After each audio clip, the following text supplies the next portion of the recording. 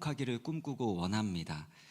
사람들은 행복을 위해서 참 많이 애쓰고 노력하면서 살아가는데 그만큼 행복을 누리지 못하는 이유는 무엇일까요? 평생은혜 절대 감사라는 책이 있는데요. 그 책에서 그 이유 중에 하나가 불평이라고 말합니다. 저자는 이 행복에 대해서 이 날씨와 비유해서 이렇게 이야기를 하는데요. 그날의 날씨는 태양에 의해 결정되는 것이 아니라 구름에 의해 결정된다. 매일 태양은 환하게 빛나고 있을 뿐이다. 우리의 영혼의 날씨도 원망과 불평의 구름에 가려지면 흐림이 된다. 불평이 연속되면 당신의 영혼에 장마가 시작된다. 행복은 감사의 문으로 들어오고 불평의 문으로 나가기 때문이다. 태양빛이 변함없이 환하게 비춰지고 있지만 이 불평의 비구름이 몰려오게 되면 영혼의 날씨가 흐림이 된다는 겁니다.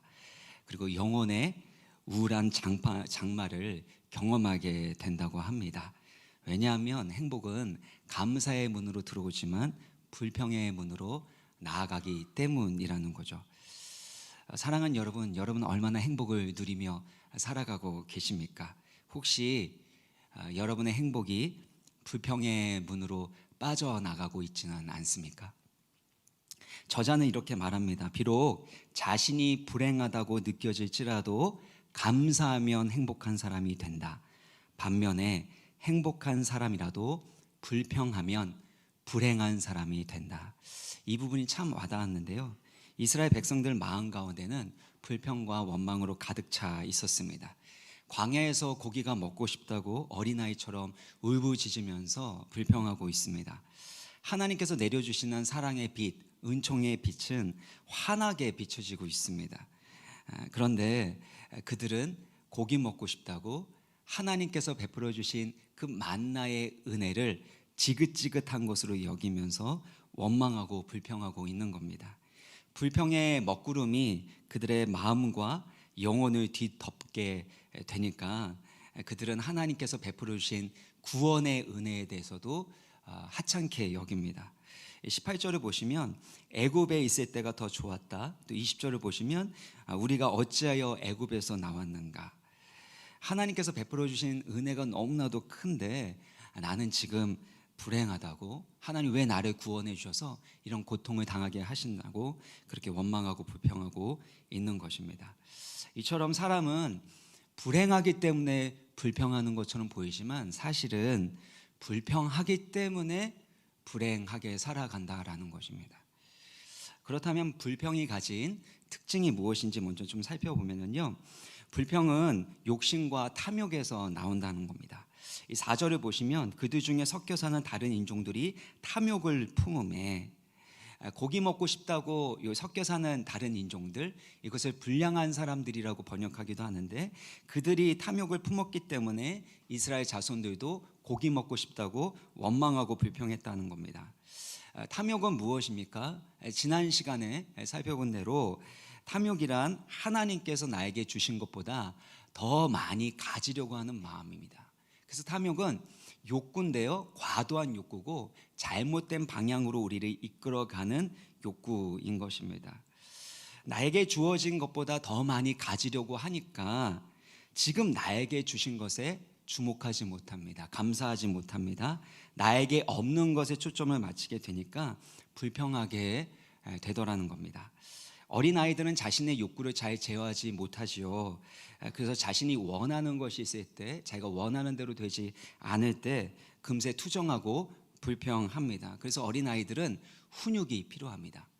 마찬가지로 불평이 많은 사람들은 마음의 욕심과 욕구가 있는데 그것을 잘 제어하지 못하고 해결하지 못하기 때문에 불평하게 된다는 것을 우리는 기억해야 합니다.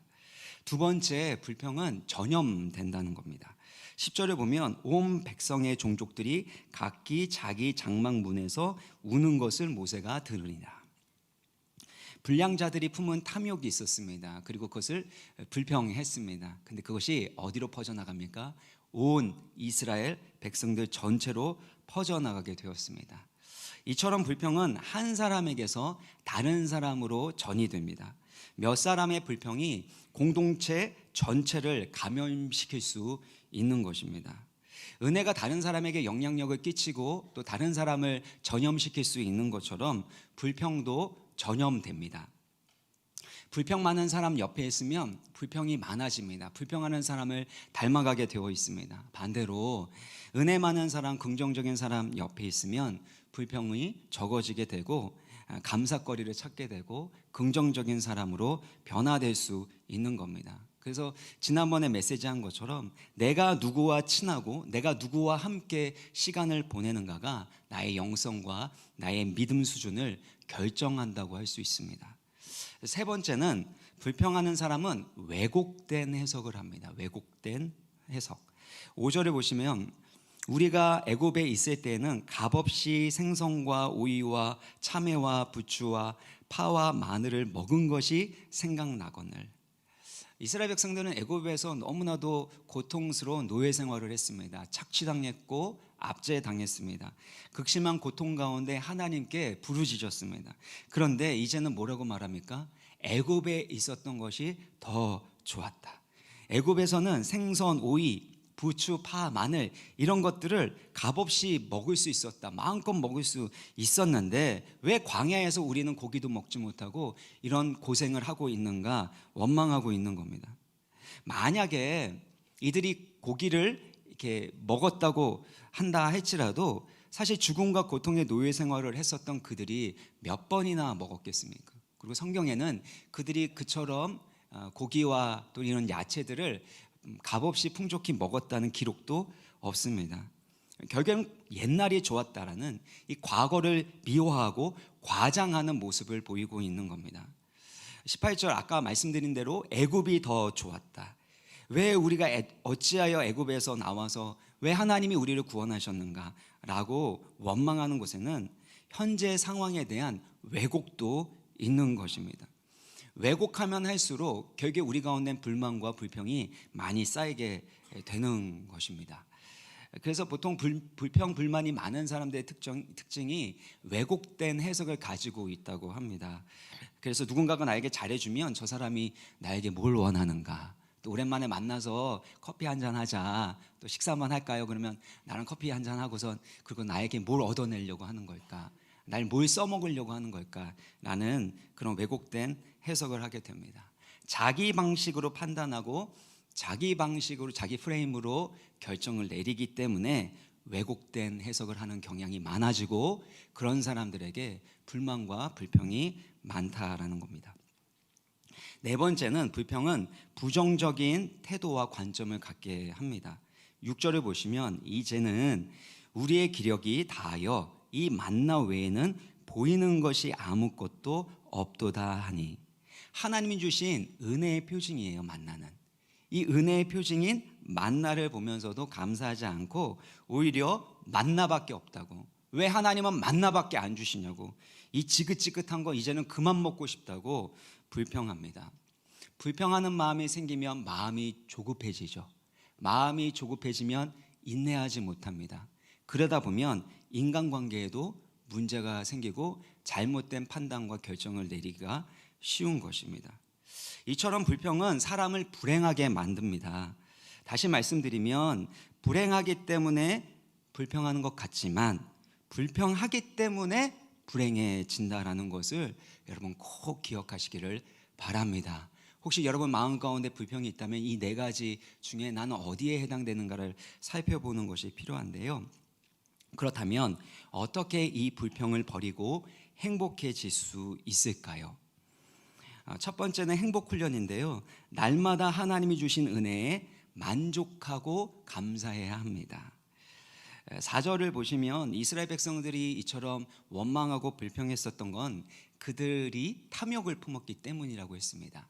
이 탐욕이라는 것은 나에게 주신 것보다 더 많이 가지려고 하는 마음인데 이 탐욕이 생기게 되면 지금 나에게 주신 것에 대해서 만족하지 않고 내가 지금 갖지 못하는 것, 내가 지금 갖기를 원하는 것만 바라보게 되고 그것에 집착하게 되니까 불평하게 되는 겁니다. 그 6절인데요. 이제는 우리의 기력이 다하여 이 만나 외에는 보이는 것이 아무것도 없다. 잘 생각해 보세요. 광야에는 먹을 것이 있습니까? 마실 것이 있습니까? 광야는 먹을 것도 없고 마실 것도 없는 곳입니다. 그래서 하나님은 매일마다 하늘로부터 만나를 내려주셨습니다. 이건 하나님의 은혜이고 하나님의 기적이었습니다. 이스라엘 백성들은 날마다 하나님의 은혜와 기적을 체험하면서 살아갔습니다. 메이드 인 차이나가 아니라 메이드 인 하나님 나라, 하나님께서 직접 만들어 주셨어요. 그래서 만나에는 이스라엘 백성들이 광야 생활을 하는 데 있어서 필요한 최적의 영양소가 다 들어 있었을 겁니다. 그런데 이스라엘 백성들은 이제는 만나 외에는 먹을 것이 없고 이 만나만 먹으니까 기력이 없다라고 원망하고 있는 겁니다. 처음 만나를 먹었을 때는 너무나도 감사했는데 이제는 더 이상 감사가 되지 않고 불평의 이유가 되어버렸던 것입니다. 이처럼 불평하는 사람은 계속해서 불평하게 되어 있습니다. 불평하는 사람들은 불평거리를 찾아냅니다. 어떻게든 찾아내서 어떤 상황에서도 불평할 수 있는 능력을 갖게 됩니다. 어떤 연구에서요, 두 그룹으로 나누어서 일기를 쓰게 했습니다. 일기를. 첫 번째 그룹은 매일 짜증나는 일들에 대해서 기록하는 짜증일기, 불평일기를 쓰게 했습니다.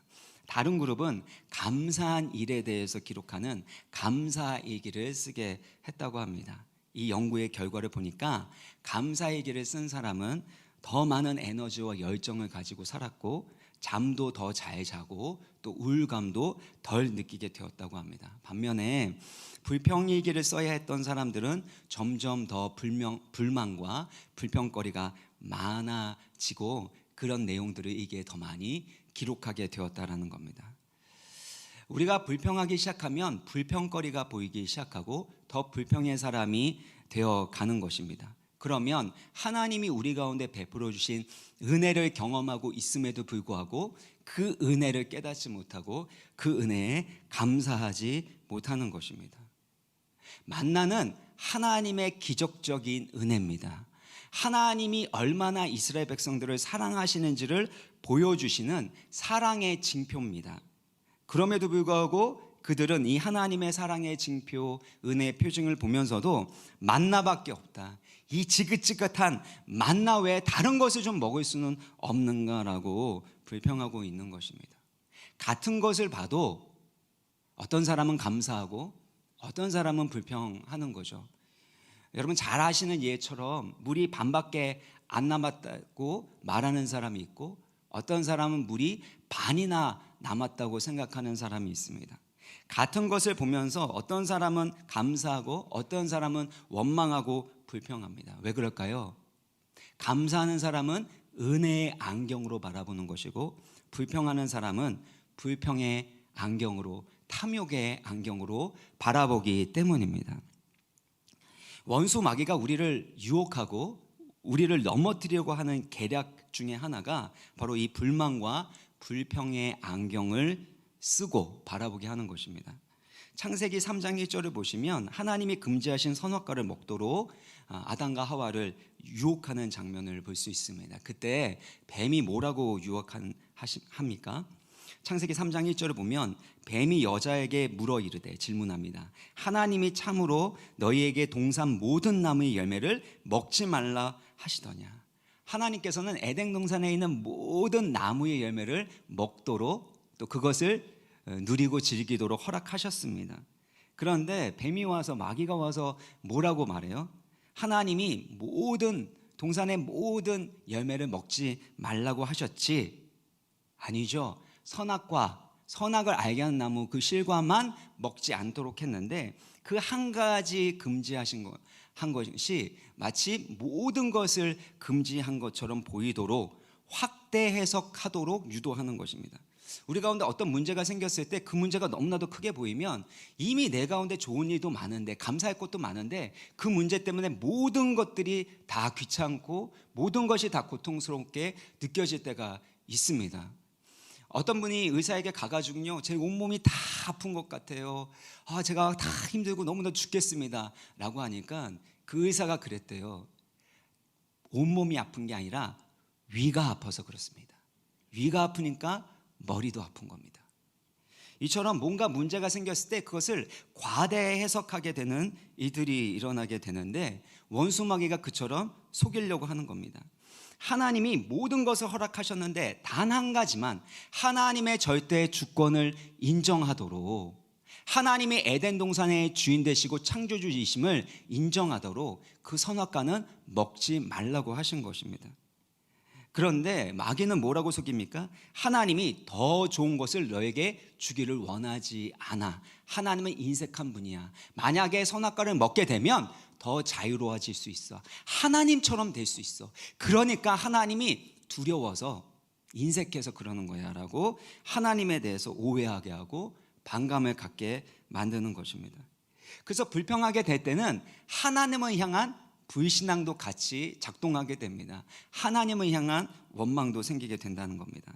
그러니까 관점이 바뀌게 돼요. 창세기 3장 6절을 보면 그 선악과를 보니까 먹음직도 하고 보암직도 하고 지혜롭게 할 만큼 탐스럽기까지도 한 나무라고 합니다. 그런데 선악과만 그렇게 보였을까요? 하나님이 만드신 다른 나무의 열매들은 어땠을까요? 창세기 2장 9절을 보시면요, 여호와 하나님이 그 땅에서 어떤 나무가 나게 하셨어요? 보기에 아름답고 먹기에 좋은 나무. 선악과 없이도 충분히 살아갈 수 있는 거예요. 그 선악과는 믿음의 테스트고, 누가 에덴 동산에 누가 그들의 삶의 주인 되시는가를 테스트하는 것일 뿐입니다. 그런데 마귀는 와서 속이는 거죠. 주어진 것에 만족하지 못하고 갖지 못한 것, 너가 원하는 그것을 탐내도 그렇게 만드는 것입니다. 이처럼 원수마귀는 현재 우리에게 주신 하나님의 은혜에 만족하지 못하게 하고 탐심을 불러일으킵니다. 이를 볼 때 불평은 환경의 문제처럼 보이지만 사실은 마음의 문제이고 태도의 문제인 것을 우리는 알 수 있습니다. 이스라엘 백성들도 하나님께서 주신 만나의 은혜에 만족하지 못합니다. 지금 먹지 못하는 고기 먹고 싶다고 불평합니다. 심지어 뭐라고까지 얘기하냐면요, 민수기 21장 5절을 보면 우리 마음이 이 하찮은 음식을 싫어하노라. 이 만나, 너무나도 기쁨이 됐었던 이 만나, 감사의 제목이었던 이 만나가 하찮은 음식으로 전락하는, 그렇게 악평하는 일을 하고 있습니다. 우리도 인생을 살아가면서 하나님이 처음 응답해 주셨을 때, 그 기도 제목에 응답을 해 주셨을 때 얼마나 감사합니까? 결혼할 때도 배우자, 이 사람을 참 소중히 여기고 또 사랑하고, 또 우리 자녀들도 그렇게 태어났을 때 너무나도 내 눈에 넣어도 아프지 않은 그런 자녀처럼 여겨지지 않습니까? 그런데 어느 순간에 힘들고 어려운 일이 생기면, 불평하다 보면, 욕심이 생기다 보면 이제는 존귀한 존재가 아니라 하찮은 존재처럼 여겨지고 나에게 귀찮고 지긋지긋한 존재로 느껴지게 됩니다.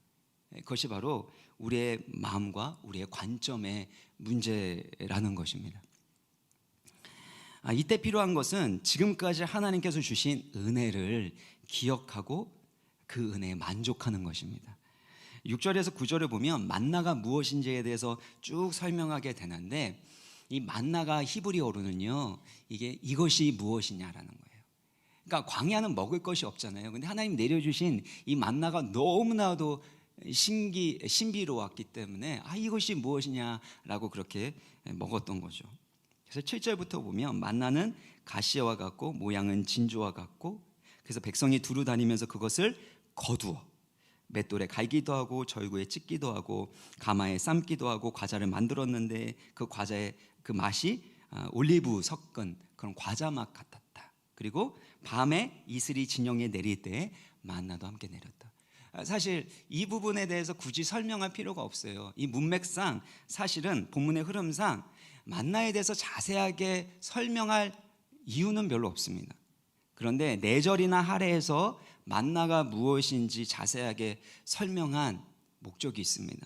그것은 하나님께서 이스라엘 백성을 사랑하셔서 주신 만나가 무엇인지를 자세히 설명하는 걸 통해서 하나님이 그들을 얼마나 사랑하시는지, 하나님이 그들을 어떻게 돌보시고 어떠한 은혜를 주셨는지를 보여주고 싶고 알려주고 싶은 그 하나님의 마음이 바로 이 4절에 담겨져 있는 겁니다. 만나를 보면서 하나님이 지금까지 베풀어 주신 은혜를 깨닫고 감사를 회복하라는 것입니다. 제가 신방했던 어떤 맞벌이 부부가요, 자기 삶에 힘들고 어려운 이야기를 나누면서 계속해서 감사하는 고백을 들을 수 있었습니다. 맞벌이이기 때문에 주중까지 밤늦게 두 사람이 열심히 일합니다. 번갈아가면서 아이를 돌보는 것도 참 쉽지 않습니다. 육신적으로도 정신적으로 지치고 피곤할 때도 있습니다. 그런데 마음 가운데 감사한 이유가 무엇인지 돌아보니까 결혼 중에 아이가 생기지 않아서 참 마음고생을 많이 했습니다. 그래서 정말 간절히 기도했고 한나처럼 이 사무엘과 같은 딸을 그렇게 낳게 하나님이 선물로 주신 겁니다. 그러니까 회사에서 많이 바쁘고 힘들지만 회사에서 바쁘다라는 것은 회사에서 그만큼 쓰임받고 있다는 것이니 감사하고, 또 주말에 딸을 돌보는 것도 피곤하고 힘들지만 하나님께서 딸을 선물로 주셔서 고생하는 것이니 이 고생할 수 있는 것 자체도 감사하고 기쁘다고 고백하는 것입니다. 딸을 키우면서 직장 생활을 하면서 원망하고 불평할 수 있는데 오히려 하나님이 주시는 만나의 은혜를 발견하고 감사하고 있더라는 겁니다. 하나님께서 밤에 이슬이 내릴 때에 만나도 함께 내려주셨다고 하는데 8절을 보시면요, 이스라엘 백성들이 했었던 이들이 무엇이죠? 꼭 해야 되는 일이 백성이 두루 다니며 그 만나를 거두는 것입니다. 하나님의 신실하신 사랑, 은혜를 상징하는 만나를 두루 다니면서 날마다 거두고 그것을 요리해 먹고 그것을 누리고 그것에 만족하는 삶을 살아가게 하셨다라는 것입니다. 그러므로 우리 가운데 불평이 있을 때마다 날마다 내려주시는 하나님의 은혜를 발견할 뿐만 아니라 그 은혜를 거두어 드리고 그 은혜 가운데 만족하시기를 주의 이름으로 축원합니다. 행복의 크기는 아니죠. 행복은 크기에 달려 있는 것이 아니라 빈도에 달려 있다고 합니다. 보통 많은 사람들이 미래의 행복을 얼마나 크게 느낄까, 미래의 큰 행복을 누리려고 열심히 살아가기 때문에 사실은 오히려 행복하지 않다고 합니다. 행복에 대해서 연구한 사람들이 이게 조사해 보니까요, 행복은 얼마나 자주 삶의 자리에서 행복을 누리며 살아가고 있는가. 행복은 크기의 문제가 아니라 바로 얼마나 자주라는 빈도의 문제라는 것입니다. 성경은 그 부분에 대해서 이미 말씀하셨습니다. 하나님의 뜻이 무엇입니까? 항상 기뻐하라, 쉬지 말고 기도하라, 범사에 감사하라. 이것이 그리스도 예수 안에서 너희를 향하신 하나님의 뜻이니라. 우리 가운데 좋은 일이 일어났기 때문에 기뻐하고 나에게 간절한 그 소원이 성취되었기 때문에 기뻐하고 감사하는 것이 아니라 바로 하나님이 주신 날마다 내려주시는 그 은혜 안에서 작은 기쁨, 작은 감사를 누리게 될 때, 고백하게 될 때, 그때 행복한 것을 하나님 우리 가운데 말씀하신다는 겁니다. 사도 바울도 빌립보서 4장 11절 12절에서 동일하게 이 만족에 대해서 이렇게 고백하고 있는데요, 같이 읽겠습니다. 큰 목소리 읽겠습니다. 시작. 내가 궁핍함으로 말하는 것이 아니니라. 어떠한 형편에든지 나는 자족하기를 배웠노니 나는 비천에 처할 줄도 알고 풍부에 처할 줄도 알아. 모든 일 곧 배부름과 배고픔과 풍부와 궁핍에도 처할 줄 아는 일체의 비결을 배웠노라. 사도 바울이 뭐라고 고백하죠? 내가 배고픔과 배부름과 풍부와 궁핍에도 처할 줄 아는 일체의 비결을 배웠다.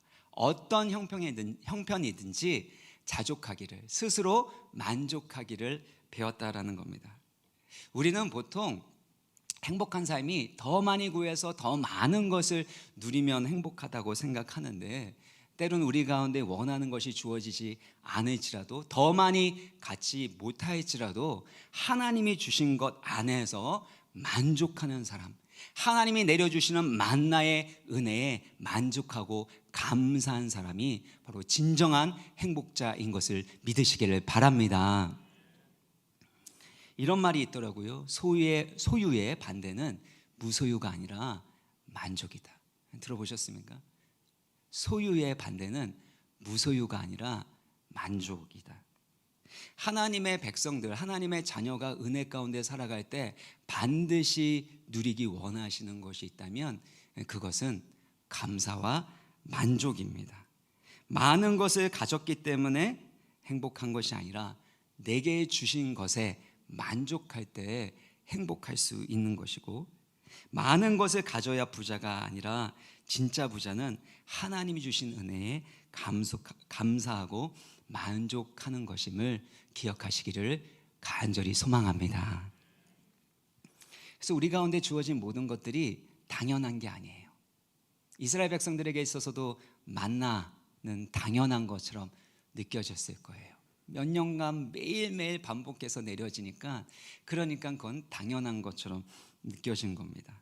그러나 우리가 가지고 있는 생명, 건강, 사랑하는 가족들, 내가 일할 수 있는 것, 먹고 살 수 있는 것, 또 하나님께서 맡겨준 사명 감당할 수 있는 것, 이 모든 것이 은혜이고 감사의 제목이라는 것을 꼭 기억하시고 어떤 상황에든지 스스로 만족할 수 있는, 자족할 수 있는 성숙한 믿음의 사람 되시기를 주의 이름으로 축원합니다.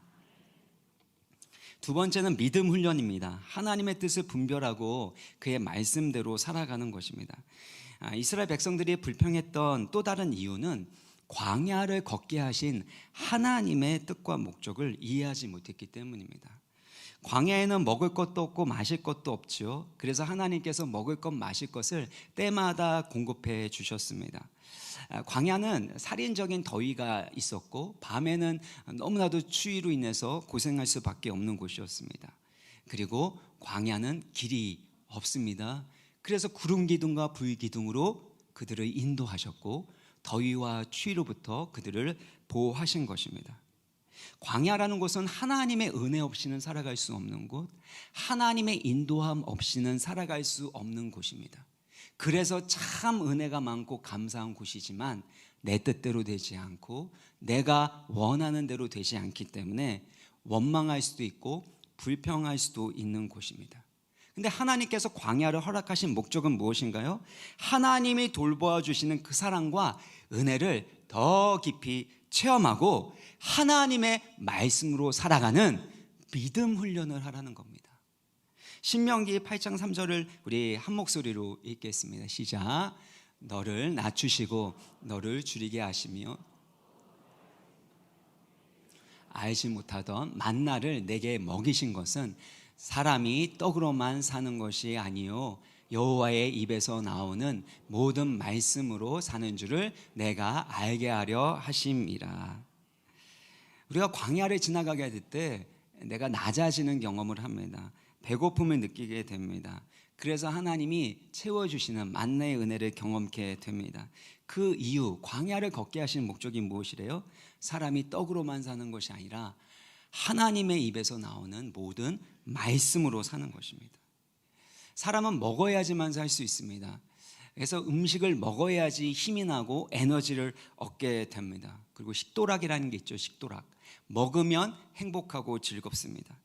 그런데 하나님은 그 육체의 욕구를 채우는 것으로 살아가지 말라는 거예요.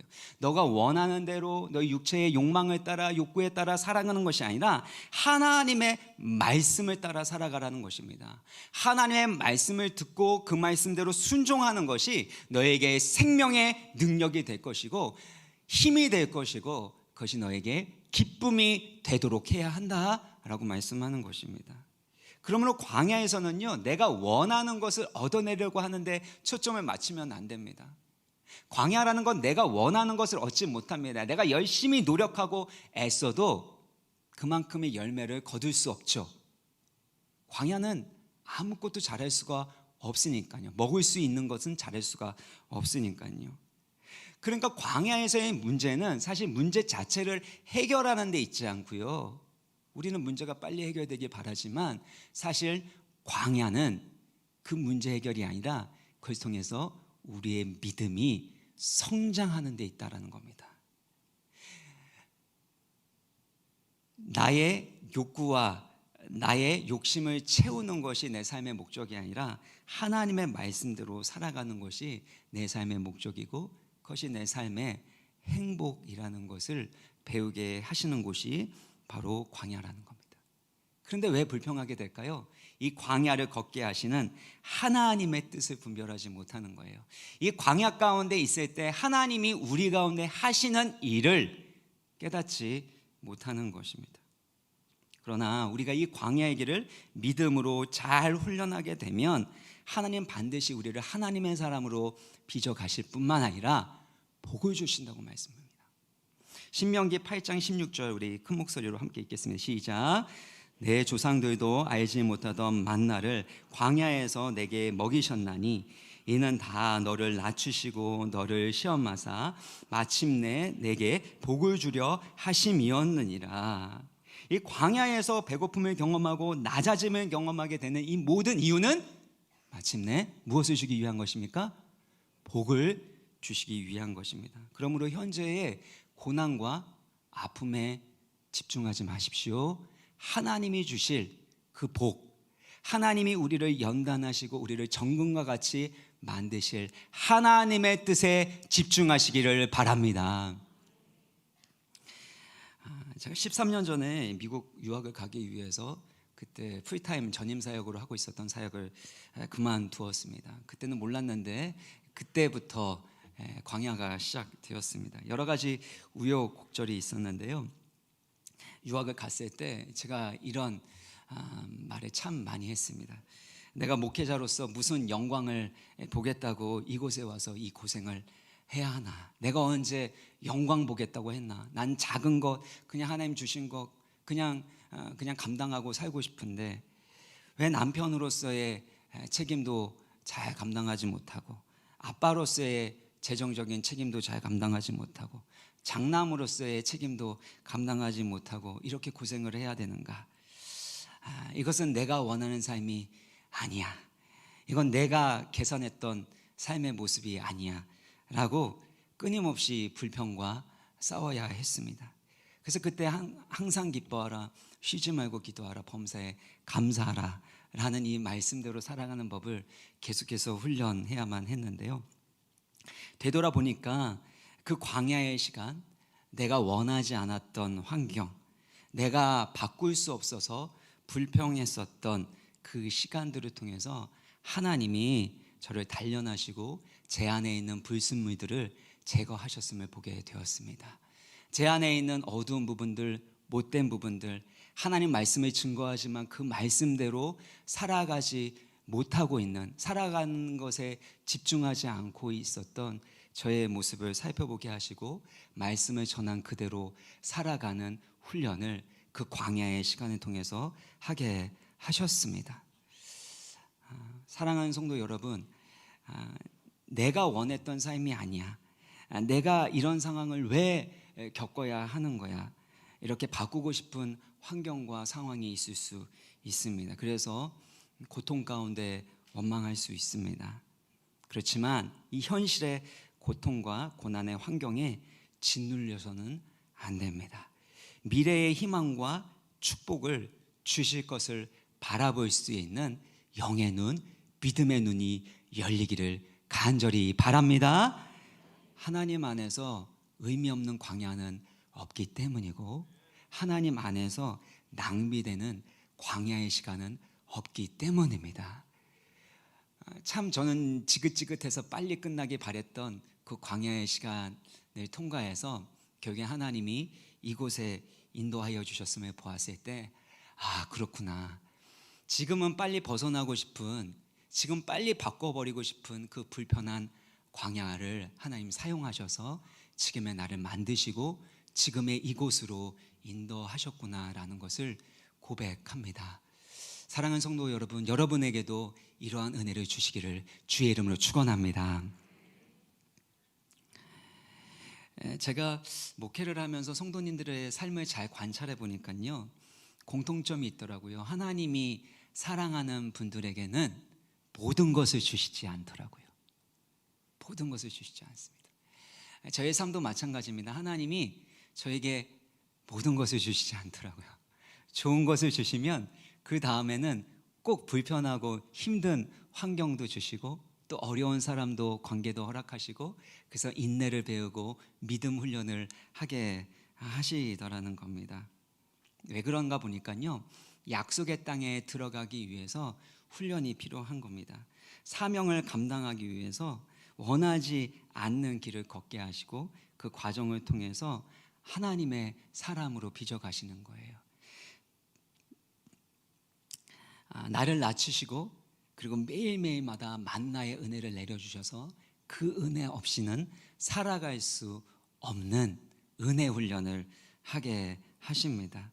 사람이 떡으로만 살 것이 아니라 나의 실력과 나의 경험으로 살아가는 것이 아니라 하나님의 말씀으로 살아가는 그 훈련을 하게 하십니다. 그래서 우리의 삶에는요, 만나의 은혜는 있는데 고기가 없을 때가 있습니다.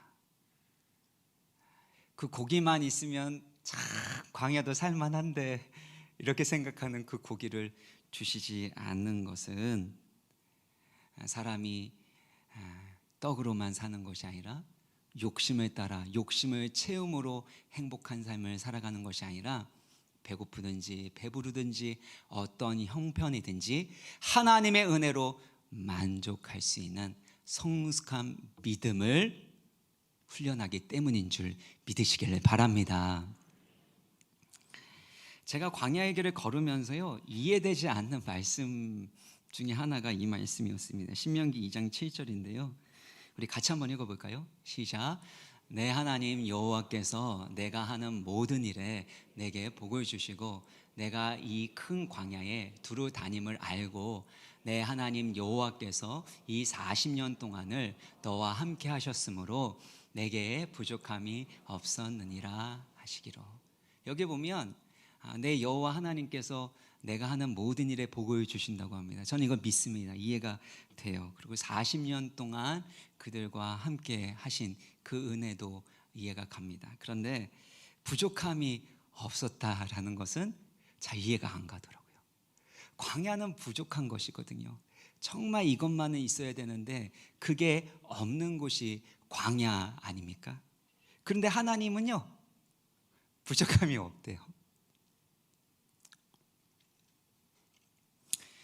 사랑하는 여러분, 광야를 지나갈 때 때로는 이것이 부족하고 이것 때문에 아프고 이것 때문에 눈물 나는 때가 있습니다. 그런데 그것은 우리의 해석이고 우리의 관점입니다. 하나님은 뭐라고 말씀하세요?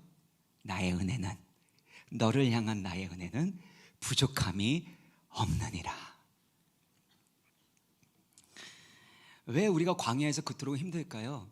만나의 은혜로 만족하지 못하고 더 원하는 탐심 때문 아닙니까? 고기 안 주시면 나는 행복하지 않다고, 고기가 없기 때문에 불행하다고 말하는 우리의 어리석음과 불신앙 때문 아닙니까? 진짜 믿음이라는 건 고기가 없어도 만나의 은혜만으로도 감사할 수 있는 겁니다. 만약에 부족하면 하나님께 달라고 하면 되잖아요. 하나님 고기 먹고 싶습니다. 하나님 이건 꼭 필요합니다. 빨리 광야가 끝났으면 좋겠습니다. 그러면 하나님이 그 기도에 응답하십니다. 하나님 우리 가운데 가장 필요한 것을 때가 되면 주시는 것이죠. 물론 지금 당장 빨리 끝났으면 그렇게 하는 마음 때문에 그렇게 기도하는데 그렇게 되지 않지만 하나님은 반드시 이 광야를 끝내게 하십니다. 언제요? 우리의 믿음의 훈련이 끝날 때, 행복 훈련이 끝나고 믿음 훈련이 끝나고 어떤 상황에서도 감사하고 만족할 수 있는 사람이 되어 갈 때 이 광야의 훈련이 끝나는 줄 믿습니다. 뿐만 아니라 광야 가운데서도 행복을 누리는 진정한 행복자가 되게 하여 주실 줄 믿으시기를 바랍니다. 말씀을 마무리 짓겠습니다. 불평이 생길 때마다 지금까지 베풀어 주신 만나의 은혜, 하나님의 은혜를 헤아려 보시기 바랍니다. 탐욕을 버리시고 욕심을 버리시고 날마다 만나의 은혜를 거두시고 주신 은혜에 만족하고 감사하시길 바랍니다. 내 뜻대로 되지 않아도, 내가 원하는 대로 되지 않아도 그 광야를 향한 하나님의 목적과 뜻이 있습니다. 진짜 행복한 사람, 진짜 부자가 되는 믿음 훈련 가운데 있는 것을 믿으시고 위로받으시고 새 힘, 새 소망을 얻으시기를 주의 이름으로 축원합니다.